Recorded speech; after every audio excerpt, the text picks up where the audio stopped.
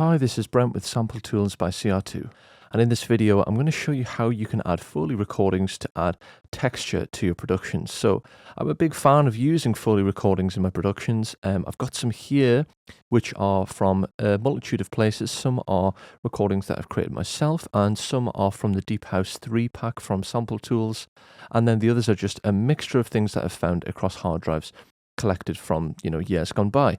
And I'm going to be showing you how to use these in your productions, but use them in a unique way to set them apart and make them fit into the production that you're working with. So here's a track that I have, and I'm going to show you without any of the Foley. So I've got these channels muted. Let's have a listen.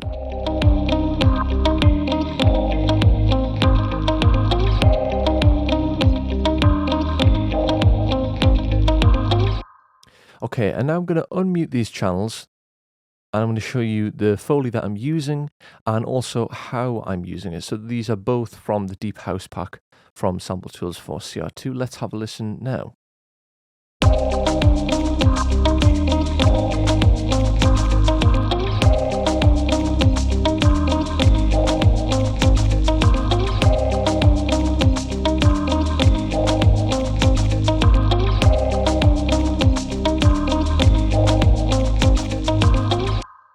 So we've got this first one here.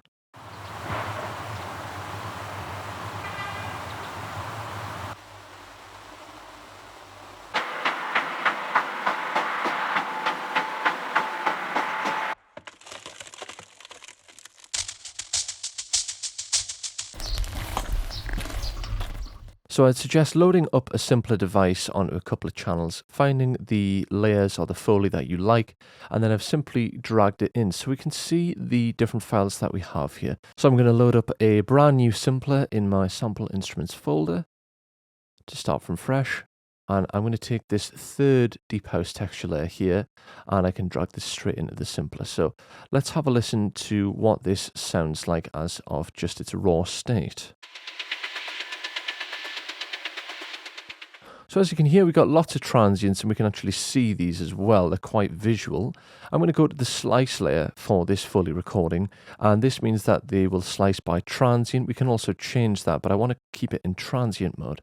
Now, something else that I've done here is I've got these samples loaded into the simpler, but the actual MIDI patterns are, again, from the Deep House 3 pack, and I'm using this as a way to trigger different MIDI notes. So as you can see, this region here, I'm going to copy this across, and these are a selection of MIDI notes which I'm going to use to trigger different notes when slicing by transient within the simpler. So let's have a listen to what that sounds like on this simpler device here.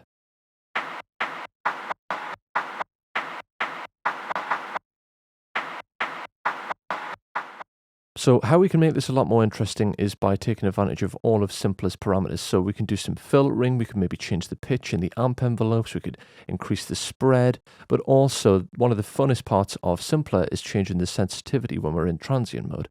And it basically changes the duration of how long each slice will play for, and that's because of how sensitive the transients are being detected when a MIDI note is triggered. So let's try that now.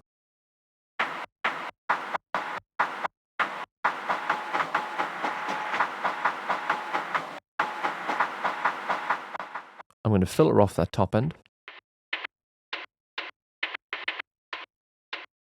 I'm going to apply a bandpass with a 12 dB.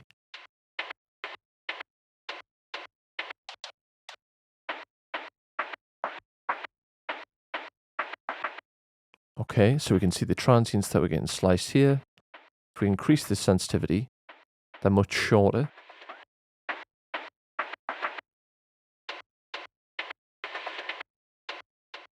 And increase the spread.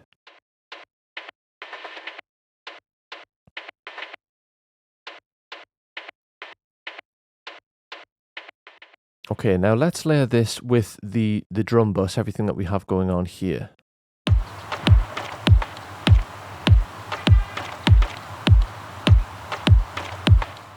So this first layer is the Deep House texture. So that's pure Foley on this layer. I'm not doing anything, I'm not processing it, I'm just using it as an atmosphere and a textural bed because it's got this really nice organic sort of sound to it.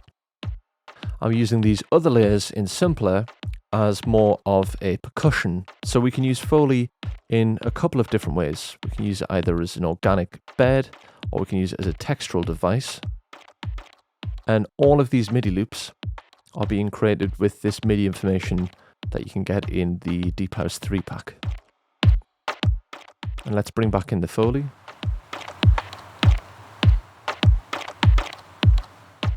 And this creates a lot more interest and unpredictability within the piece. So here's the 3 different sample layers. We have the Deep House 3 texture on this layer. On this layer we have the Deep House texture layer, but sliced by transients for a sort of low bed groove.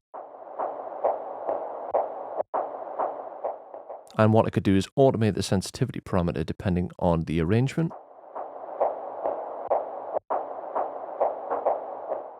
And lastly, we have a Deep House MIDI groove with my own sample.